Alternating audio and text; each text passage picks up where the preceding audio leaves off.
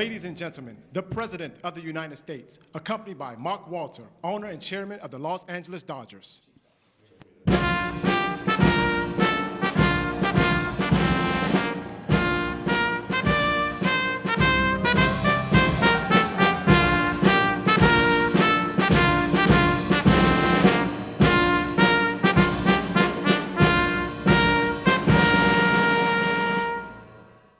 Good-looking group.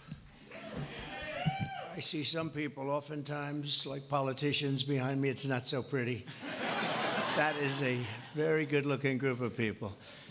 And I'm thrilled to welcome to the White House and very special people, actually, very talented people, the 2024 World Series champion, the Los Angeles Dodgers.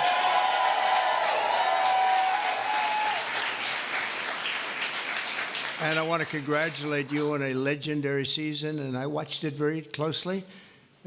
Some of those teams were home teams, and you did a big number. You're really amazing how it all came out and how it all ended. With us today is Dodgers owner and chairman Mark Walter. Thank you very much, Mark. Congratulations.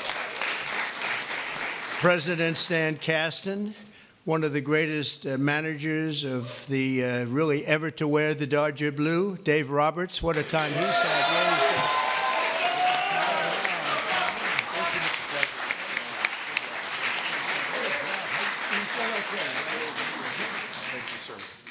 That's great. What a job. I think he would have lasted even with George Steinbrenner, right? I love George, but he was very quick. He would, you lose 2 games and you were fired, right? Great job, Dave.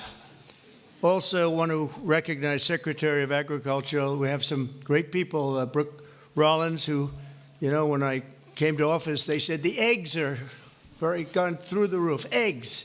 I said, what the hell are they talking about? I was there for 4 days and they were blaming me for eggs, and they've gone up like 6 times or something, some record number. You couldn't get them. And I gave it to Brooke, and I just saw the other day they're down 73%, right? That's pretty good. And the press doesn't mention that. Nobody talks about it, so but I know. Secretary of Labor, Lori Chavez DeRimmer, thank you, congratulations. The Chief of Staff, Susie Wiles, who's a big Dodger fan, by the way. Susie, thank you. And we have also representatives Kevin Kiley, Congressman Kevin Kiley, Young Kim, thank you, congratulations, great job. Jay Obernolte, Jay, thanks Jay. Nanette Barragan. Nanette, where's the, hi Nanette, oh look at that, huh, what nice outfit. One of my favorite people, Gus Bilirakis, Congressman. Hi, yes. Addison McDowell, new to the Congress, but doing a great job. Thank you, Addison. A real good baseball player and a friend of mine, Roger Williams. Great job. And another new congressman, but he's been there a long time in a mental sense, because he has really done a job and he knows Congress very well. He was with me for 7 years. Brian Jack. Brian, congratulations, Brian. And others, we have a couple of senators here. I just don't particularly like them, so I won't introduce. Over the course of this amazing season, the members of this team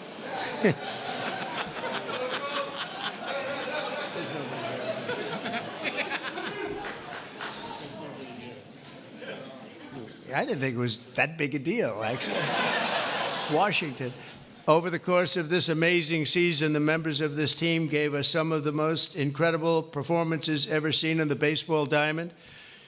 In all of baseball history, only 6 players have ever hit 40 home runs and stolen 40 bases in a single season. And an elite group known as the 40-40 Club. It's a 40-40 club, and very few people make it. But unanimous National League MVP, Shohei Ohtani.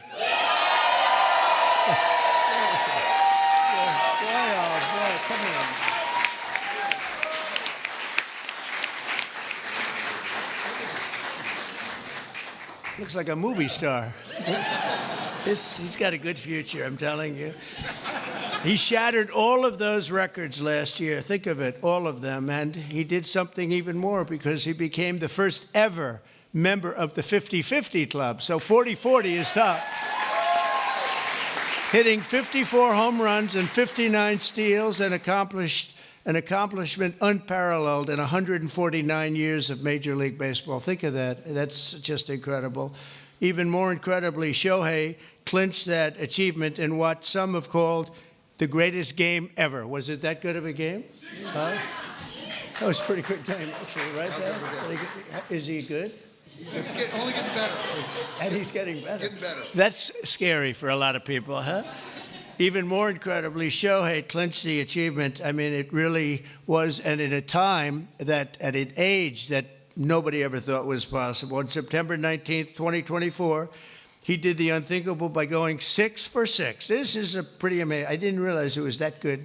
I saw that game, 6 for 6 against the Marlins with 3 homers, 10 RBIs, and a pair of stolen bases. Other than that, it was not a great game.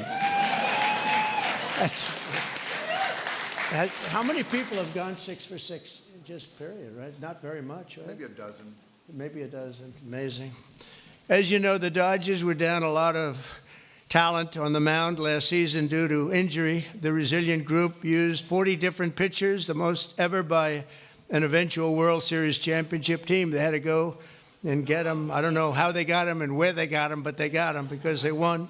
I know you especially miss the heart and soul of the pitching staff, Clayton Kershaw, who is really fantastic.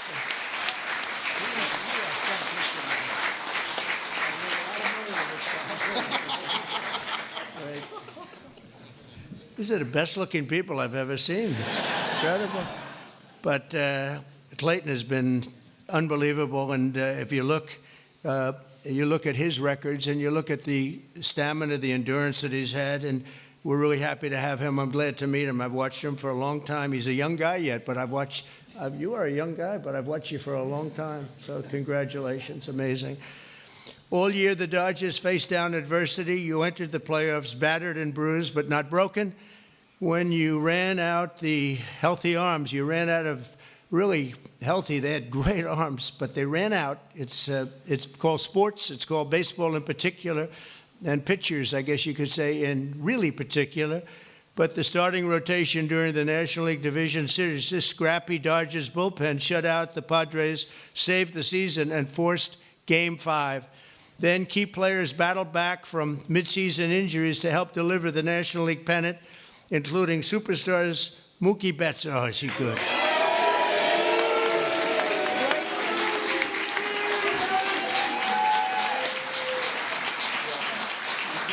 Good looking.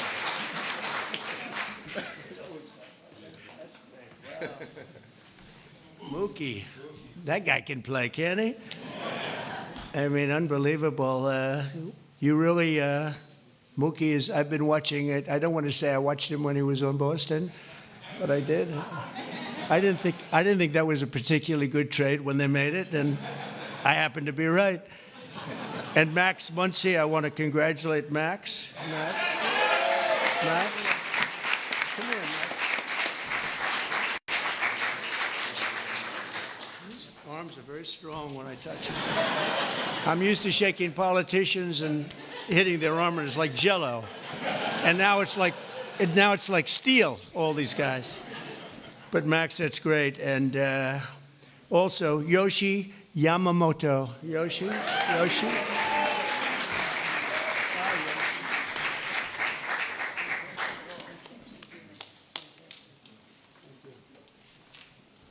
Wow, what great athletes. And, of course, series MVP, Tommy Edman. That was an MVP series.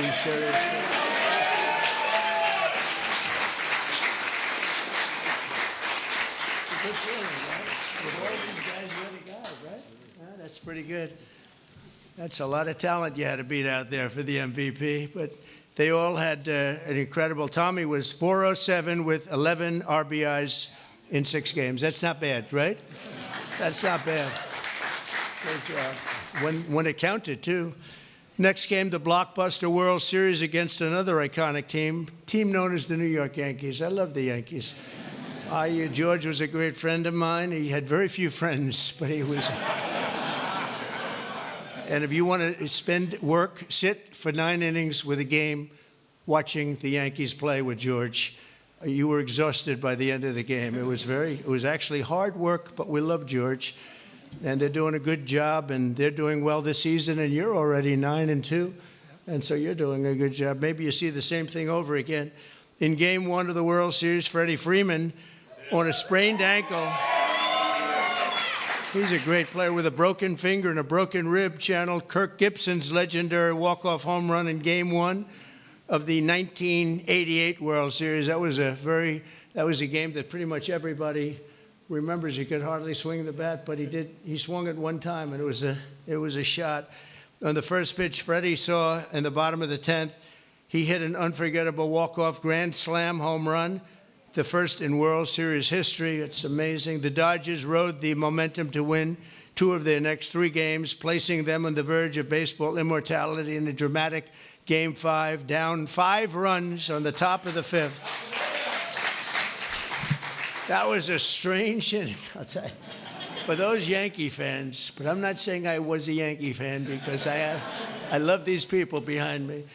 But down 5 runs in the top of the 5th with 2 outs and the bases loaded, the Dodgers gave us one of the grittiest half-inning World Series events, showings that anybody's ever seen. Mookie started the rally by beating out a routine ground ball to first, which he's fast as hell. I don't know how the hell you can... Having that speed isn't that a great thing? I played baseball, but it was sort of slow. I wasn't fast. Driving in the phenomenal Kike Hernandez. Where's Kike?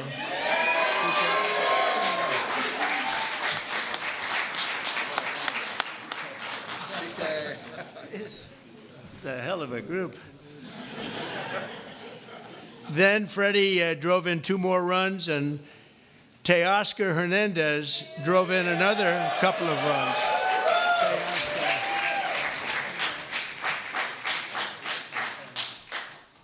That's a group. Teoscar, so you're doing well this season too? A little bit. Yes, that's what I heard. That's what I heard. After a few dominant innings from Blake Trainen. Where's Blake? I heard dominant, right? That's dominant.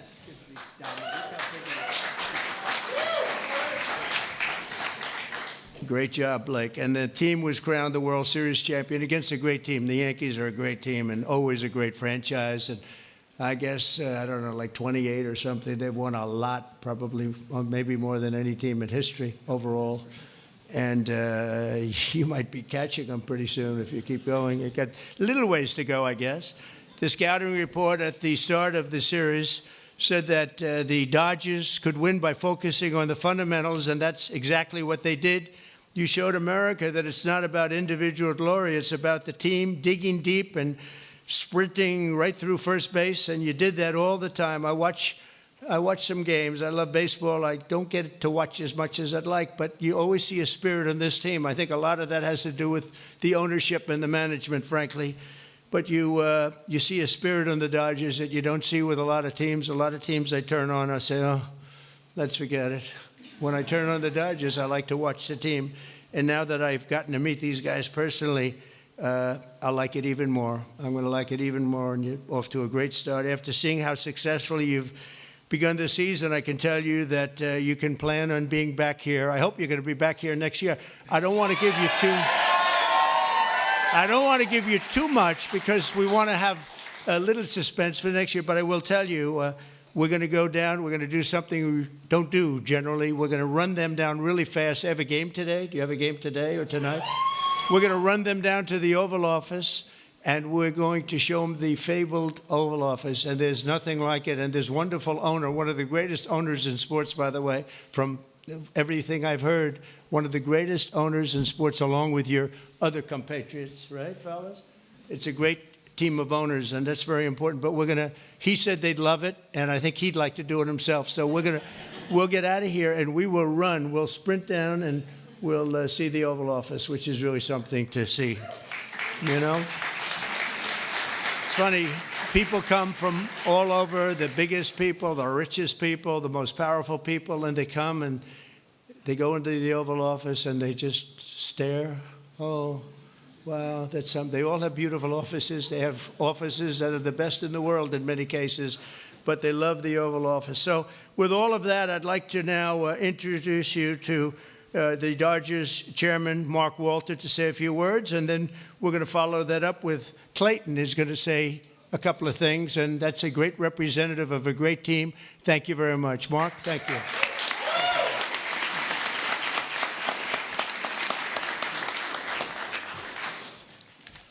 Well, thank you very much. We're very pleased to participate in the tradition of bringing champions to the White House. Last season was an incredible season. We won the World Series. Second time in 2020, and since 2020, and only 8 times in our seasons, our history. We played in front of almost 4 million fans, and we had many millions more on television. Our global following has soared, and not only from Shohei Ohtani, but also from Mookie Betts, Freddie Freeman, Clayton Kershaw, and many, many more. Alongside this on-field success, we have been deeply immersed in our community.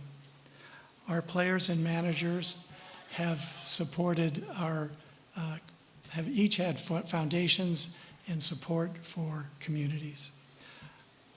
Our trust last year has committed $100 million to help Chicago or LA Fire. And so on behalf of the organization, I want to thank you. Thank you very much.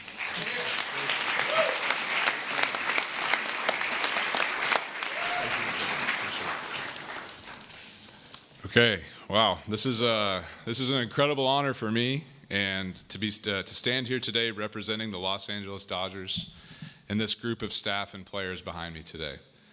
The 2024 Los Angeles Dodgers season is one that will go down the history books, always holding a special place in the hearts of myself and those there with me, as well as millions of Dodger fans around the world. This organization exemplifies what it means to come together as one for a greater purpose and to represent something so much bigger than themselves. The selflessness and humility that each one of these players and staff have shown over the last year is truly an inspiration. They have constantly played hurt, switched positions, and taken the ball to put the team first. As a spectator for our championship run last year, I was in awe of this group. Their unwavering confidence, coupled with the selfless pursuit for team excellence, was an inspiration. That is why I'm so grateful to get to speak today on their behalf, as I know none of them would say this about themselves. Moving forward, I hope the 2024 Dodgers can serve as an inspiration to many like they were to me, not just in sports, but in life, remembering to put others before ourselves. It moves a team and a society forward. So thank you for allowing me to speak today, because the story of the 2024 World Series champion Los Angeles Dodgers is a true joy to get to tell, and it's because of the extraordinary people that are behind me and their incredible pursuit of excellence. Thank you. And Mr. President, we have a gift for you as well. Oh, I like that. Wow. Ooh, I like that.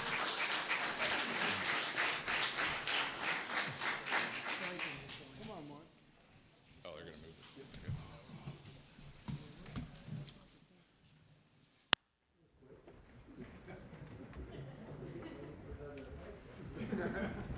Okay.